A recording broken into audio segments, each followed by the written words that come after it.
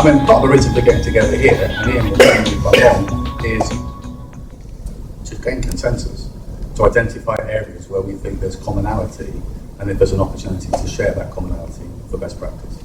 And it is all about culture. It's the culture that is created from the group directors at Alpha Plus, and Max, it must be from senior management within our schools who are having that, who ensure that that culture is followed on a day-by-day basis, and embrace that and lead by example. Yeah, for sure. So it's about pairing that with active monitoring of what also is going on. And the paradox between wanting to make everything as easy for public people to use and at the same time want to make sure they're safe.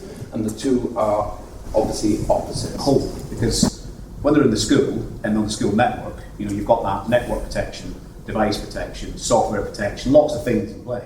As soon as they leave the school, they're back on the public internet. What access have they got then? So there always needs to be a joint up agreement between the school and the parents about who's responsible for what and when.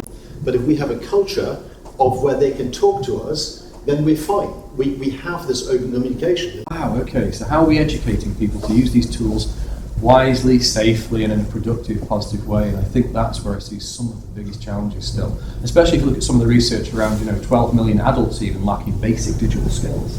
So that's the bit that we need to build, is that resilience and that skills building for the young people and parents. And we've got a problem. I was thinking, how on earth have we been in schools, which are all about learning, delivering pretty dry, boring cyber training in places that are meant to specialise in learning? More often than not, we try and shoehorn it into the kids' curriculum. In terms of safeguarding, interestingly, we have made it almost mandatory that every staff member will have cybersecurity induction in some sense. And we're now putting it down to student level as well within the curriculum. So we actually took the decision before we rolled it all out to say actually we are going to restrict those devices so that the students can only log in with their school login on them. What we thought was going to initially be, there would be a lot of pushback, actually has flipped for us, and the parents see it as a benefit. That has removed some of the headaches we would have had otherwise, but that was very much linked to knowing our catchment, knowing our families. Coming from Millfield, we are, risk embracing to a certain extent. We're not heavy on the filtering and blocking, etc. But what we will mitigate that risk by then having the discussions with students. So for example, I'll try and get into every year group every kind of month.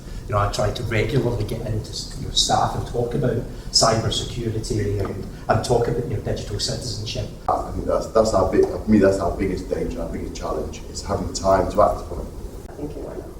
So how do we bring everybody along in an inclusive manner? Stop it happening, but you can mitigate, you can go through drills, you can do updates, and policies get updated when things happen. So why are we giving ourselves a headache when sometimes we need to realise it's going to happen, and as long as we're seen to learn from it, and we bring the children in, we educate the parents as well, you can actually cope much better with that, I think. What one's the easiest to handle? I'm not saying put out, but where do you put the focus? Because you've got so many areas. Down to training, down to good leadership and management, and ensuring that at the core of everything we do, it's all about safety.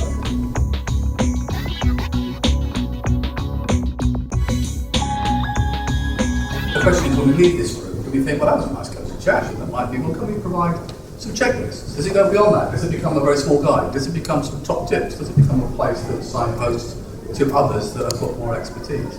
Or what do you want to achieve? Or somewhere where we ask those questions out and we get lessons back.